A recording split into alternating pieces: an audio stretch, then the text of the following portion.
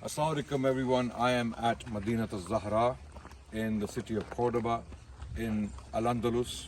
This particular city was sanctioned by one of the most powerful Muslim kings who ruled Western Europe. I'm talking about Abdurrahman III, who ruled from Cordoba as one of the most powerful monarchs in Islamic history of Spain. And he was the first Umayyad Amir to declare himself to be the Caliph because he was facing political and military threats in North Africa from the Fatimid Caliphate, which was a Shia Caliphate. So in response, he had to declare himself as the Caliph so that he can confront his enemies in North Africa. He is the one who sanctioned this particular project, and this is called Madinat al-Zahra. It was built for his private residence. He had his wives and concubines here. He would receive foreign dignitaries and ambassadors here.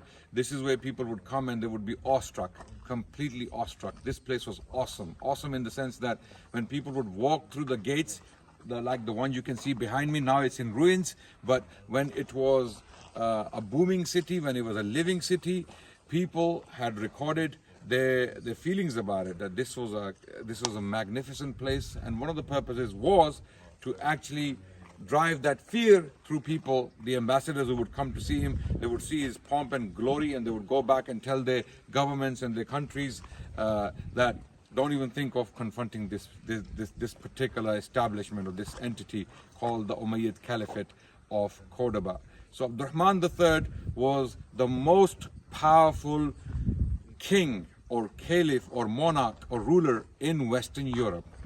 He ruled most of Spain, and his military power was immense. He had the allegiance of Christian kings from the north, and he had the allegiance of kings from North Africa in the south. Okay, so he was a very powerful king. This project was started in 936 CE and it was completed in a decade.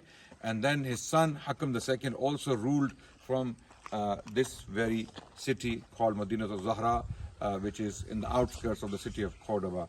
Right? Abdurrahman III was special because he was the first person to declare caliphate from Cordoba, vis-a-vis the caliphate of the Abbasids in Baghdad. The Abbasids by this time, by the mid-10th century, have lost their power to Turkish military generals and other elements, so they don't have any real power. They are puppets. The Abbasid caliphs by this time are puppets.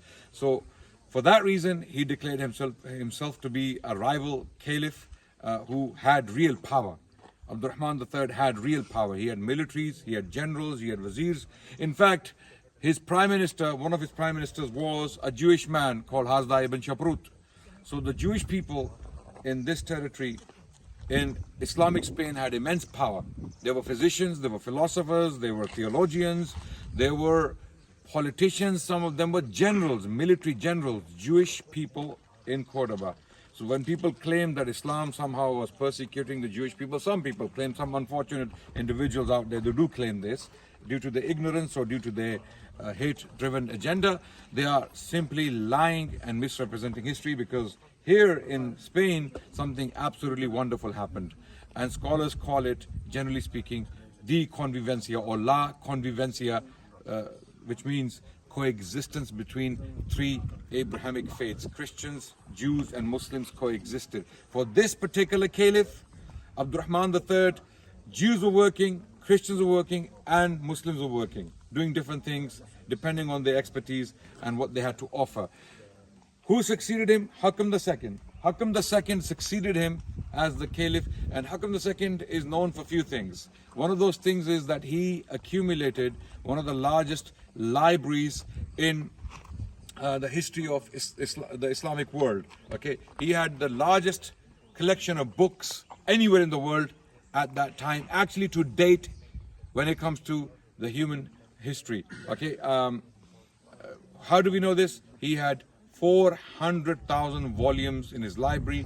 40 volumes alone documented the catalog.